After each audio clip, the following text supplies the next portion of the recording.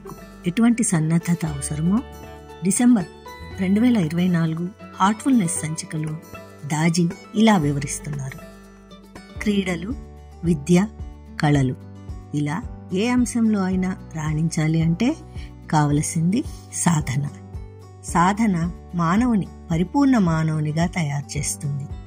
ఈ యావత్ సృష్టి శక్తిమయం, ప్రకంపనామయం. ఆ ఉన్నతాత్మను కనుగొనడానికి ఉద్దేశించబడినదే ధ్యానం.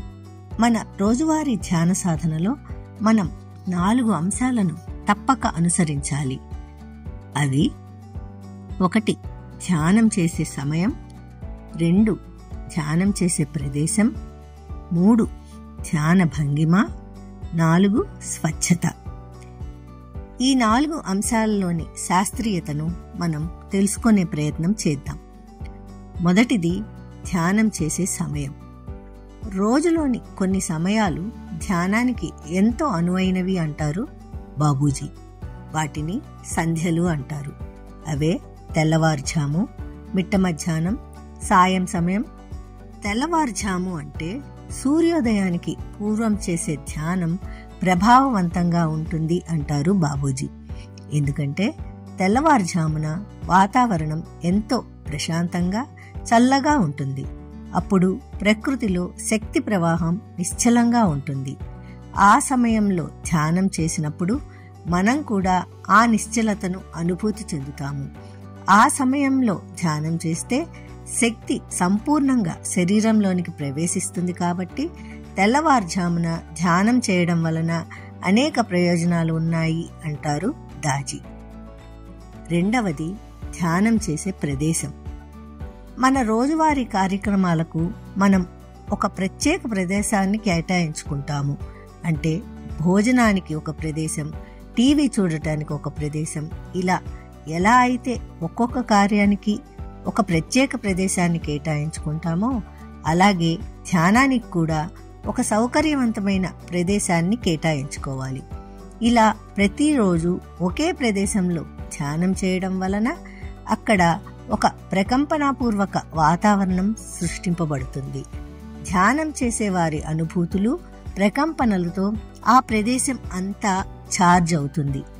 అటువంటి ప్రదేశంలో క్రమం తప్పక ధ్యానం చేస్తూ ఉంటే అసంకల్పితంగానే అది ఒక అలవాటుగా మారిపోతుంది. మూడవది ధ్యాన భంగిమ. ధ్యానం నిర్విఘ్నంగా కొనసాగాలి అంటే సరైన, సౌకర్యవంతమైన భంగిమ అవసరం. సుఖం, స్థిరం ఆసనం అంటారు పతంజలి మహర్షి. సాధారణంగా మనం అందరం అనుసరించే విధానం 2 కాళ్లను మడిచిపట్టుకొని 2 చేతులను ఒడిలో ఉంచుకొని నిటారుగా అంటే ఛాతీ భాగం, మెడ, తల సమాంతరంగా ఉండేలా కూర్చోవడం. ఇది మన పూర్వీకుల నుండి మనం అనుసరిస్తున్న ఆనవాయితీ. ఇలా కూర్చోవడం వలన మన శరీరం క్రింది భాగంలో ఒక సంకోచం ఏర్పడుతుంది. ఈ సంకోచం క్రమంగా పైకి వ్యాపిస్తుంది. శక్తి ప్రవాహం ఎటువంటి అడ్డంకులు లేకుండా వెన్నుపూస గుండా ప్రవహిస్తుంది. ఇలా 2 కాళ్లు మడిచి కూర్చోవడం వలన దైవకృప నేరుగా సాధకునిపై వర్షిస్తుంది. అందుకే ఆధ్యాత్మిక లబ్ధిని పొందాలి అంటే సరైన భంగిమలో కూర్చుని ధ్యానించడం అవసరం అంటారు బాబూజీ. ఇక 4వ అంశం స్వచ్ఛత. ధ్యానంలో మనం చేసే పని ఆ భగవంతునికి ఆహ్వానం పలకడం.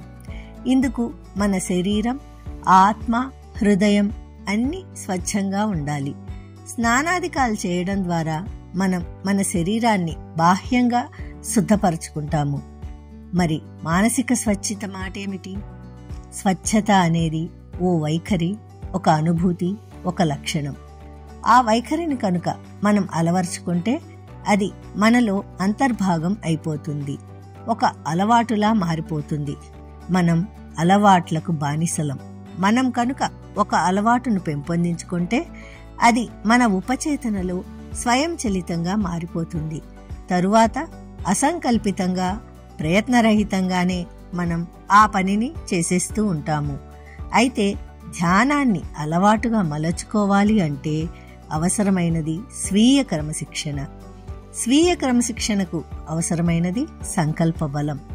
ఈ 4 అంశాలు మన రోజువారీ సాధనకు ఎంతో ఉపకరిస్తాయి అంటారు దాజీ. సాధన లేనిదే పురోగతి లేదు. ప్రార్థన ద్వారా మనం ఆ పరమాత్మతో అనుసంధానం చెందుతాము. అలా అనుసంధానం చెందినప్పుడు మనలో ఉత్సాహం ఇనుమడించడమే కాక ధ్యానంపై అనురక్తి ఏర్పడుతుంది. ప్రార్థన ద్వారా మనం చేరుకునే ప్రదేశం కూడా మనలోనే ఉంది. అదే మన హృదయం. హృదయ పదం ప్రేమ పదం. కనుక క్రమబద్ధమైన ధ్యాన సాధన ద్వారా మన హృదయంలోని పరమాత్మతో అనుసంధానం చెందుదాం.